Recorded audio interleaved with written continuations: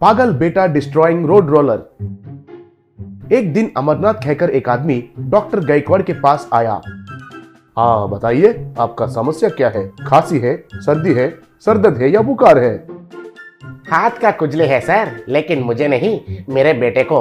वो car, jeep, bike ऐसे जो भी दिखाई दिया तो बस जाकर उनको टुकड़े टुकड़े कर देता है सर। उसे कैसे रोकना है मुझे समझ में नहीं आ रहा है सर। अरे वो तो कोई बीमारी नहीं है। बच्चे कहे तो ऐसे खिलौनों को तोड़ना ये तो साधारण बात है, वो खुद बदल जाएगा। बच्चा बदल जाएगा? कह रहा था तभी बाहर से जोर से आवाज आया। अरे ओ सिक्योरिटी, वो क्या है? कहकर चिल्लाया। सर आप घबराएगा नहीं, वो मेरा बेटा ही है। आपका कार को तोड़ दिया लग रहा है शायद। तब गायकवाड़ हैरान हो गया। दोनों बाहर आकर देखा तो एक आदमी हथौड़ा से डॉक्टर का कार को टुकड़े टुकड़े कर रहा था। अरे वाह, बल्ले बल्ले, कार का खिलौना टूट गया है। अरे ये गधा जैसा आपका बच्चा है, लेकिन आप तो छोटा बच्चा कहे थे। मैंने कब कहा? आपने ऐसा समझ लिया है बस। मैंने तो इसे बचपन में खिलौना ही खरीद कर नहीं देता था। जब भी देखो पढ़ो पढ़ो कहकर अच्छे से मारता था उसे। ऐसे बढ़ने के बाद पढ़ाई खोपड़ी में नहीं गया और ऐसे अजीब सा हरकतें कर रहा है सर। अरे ये तो अजीब नहीं है, इसे पागलपन कहते हैं। ये तो सड़क पर दिखाई दिया हर गाड़ी को खिलौना समझ रहा है।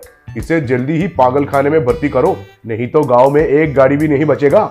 लेके जाओ, जल्दी लेके जाओ, सुबह सुबह अच्छा गिराक मिला है। तब अमरनाथ बेटे के पास जाकर, बेटा बिंगो, डॉक्टर साहब का कार टुकड़े टुकड़े हो गया है, छोड़ो घर जाएंगे। हाँ जल्दी जाएंगे, मुझे तुरंत लड्डू खाना है। एक दिन अमरनाथ उनका बीवी सरिता से, ए सुनो, इसे और झेलना मुझसे नहीं होगा। अभी तक ये जो तोड़ा है उन गाड़ियों को पैसे भर के बहुत उधार कर चुका हूँ। आजकल ये आसमान में विमान को और हेलीकॉप्टर को बहुत दिलचस्पी से देख रहा है ये। डॉक्टर जी ने जैसे कहा है वैसे ही इसको पागल खाने में भर्ती करेंगे, नहीं तो हम जल्दी बेघर हो जाएंगे। रुकिए, आप पागल है और आपका बाप भी पागल है। मेरा बेटा पागल नहीं है, उसका बच्चे का हरकतें अभी तक नहीं गया है बस। फिर भी ये सब तो आपकी वजह से ही हुआ, इसलिए भुगतो। हाँ हाँ जरूर भुगतूंगा, नहीं तो मर जाऊंगा क्या? कहकर सर पकड़ लिया।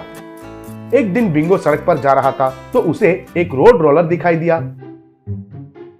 अरे वाह, ये खिलौना तो बढ़िया है। सोचकर उसके पास गया और उस रोड रोलर को पैर से मारा। फिर उसको चोट लगा और बाप रे कहकर पैर पकड़ा। तब बिंगो, ये क्या है, इतना मजबूत है, रुको तुम्हें क्या करता हूँ, कहकर उधर बगल में एक कंस्ट्रक्शन साइट में एक बड़ा क्रेन के पास गया और उस क्रेन को लेकर रोड रोलर के पास गया।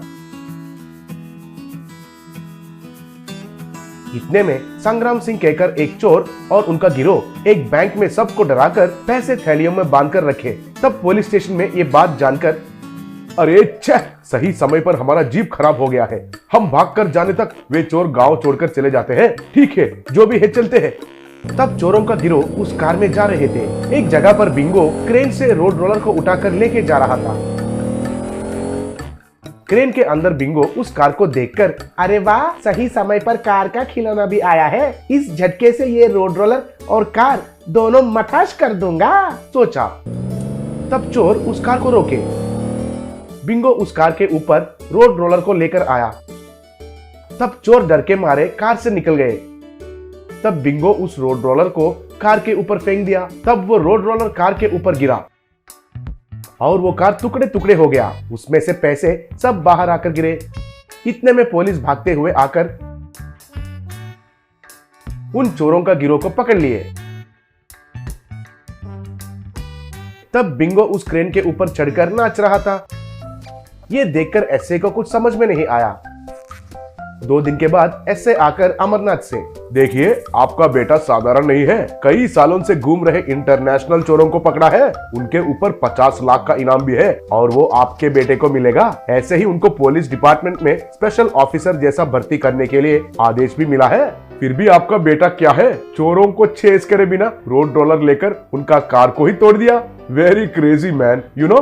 तब अमरनाथ बहुत खुश होकर yes sir, my son is very crazy man and mad man also but very intelligent sir. बाहर खाली मासूम बनकर नाटक करता है, आप उसे डिपार्टमेंट में ज्वाइन होने दीजिए, तब उनके हाथों से कोई भी चोर भाग नहीं सकता है। उनके गाड़ियों को ये मेरा पागल बेटा टुकड़े टुकड़े कर देगा बस।